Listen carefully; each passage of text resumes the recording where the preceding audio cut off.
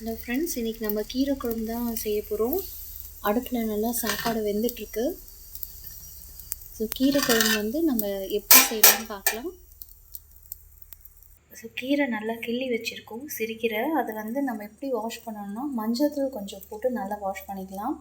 ஏன் மஞ்சள்தூள் போடுறோன்னா, ஒரு கீரையில் குட்டி குட்டி பூச்சி கண்ணுக்கு தெரியாத அந்த இன்னும் சில ஜெர்ம்ஸ் எல்லாம் இருந்தோன்னா அந்த மஞ்சள்தூள் போடும்போது நம்மளுக்கு நல்லா கீரை க்ளீனாக கிடைக்கும்.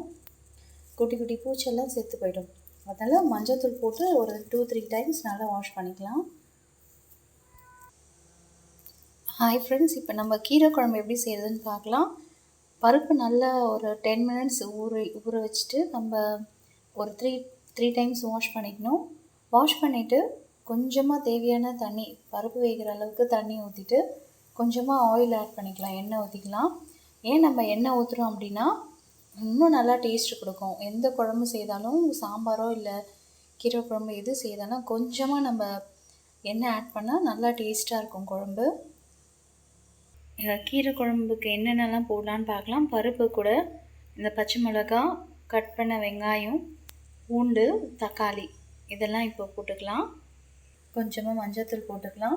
கட் பண்ண வெங்காயம், தக்காளி, பூண்டு, பச்சை மிளகா, கொஞ்சமாக மஞ்சள்தூள் போட்டுக்கலாம். ஒரு 2 விசில் வந்ததும் நம்ம கீரை ஆஃப் பண்ணிக்கலாம். இப்போ பாருங்கள், பருப்பு நல்லா வெந்துடுச்சு. நம்ம பருப்பில் பச்சை மிளகா, பூண்டு, வெங்காயம், தக்காளி எல்லாம் போட்டு நல்லா வேக வச்சிட்டோம். இப்போ இதில் கீரை போட்டுக்கலாம். கீரையை நல்லா 2-3 முறை கழுவிட்டு இந்த பருப்பு வேக வச்சது இதிலே போட்டுக்கலாம். வெந்துடுச்சு. இப்போ நம்ம ஒரு கல் சட்டியை எடுத்து புளியும் உப்பும் தேவையான அளவு போட்டு நல்லா கடைஞ்சிக்கலாம். கீரை குழம்பு தாளிக்கிறதுக்கு தேவையான பொருள் கருவேப்பிலை, பூண்டு நல்லா இடிச்சிக்கணும், காஞ்ச மிளகா. வேணும்னா உங்களுக்கு கோல்ட் ஆகிடும் கீரை குழம்புனா ஒரு 2 மிளகு இடிச்சிக்கலாம்.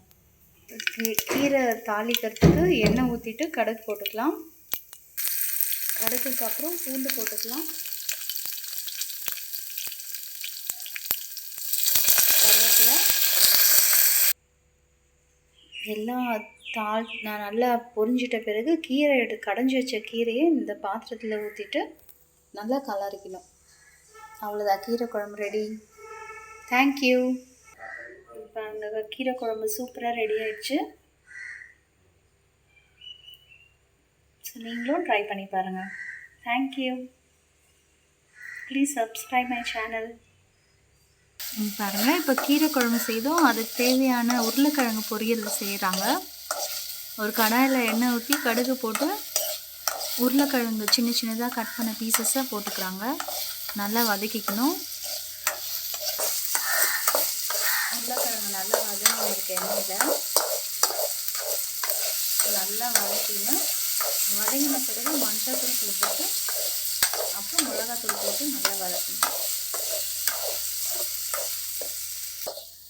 பெரிய பெரிய ஹோட்டல்லாம் போயிட்டு அங்கே நம்ம காசு செலவு பண்ணி சாப்பிட்றத விட வீட்டில் இருக்கும் போது இந்த மாதிரி ரிலாக்ஸாக அடுப்புக்கிட்ட உட்காந்து நல்லா இந்த மாதிரி ஆரோக்கியமான முறையில் சாப்பிட்டோன்னா லைஃபே செம்மையாக இருக்குங்க. ட்ரை பண்ணி பாருங்கள்.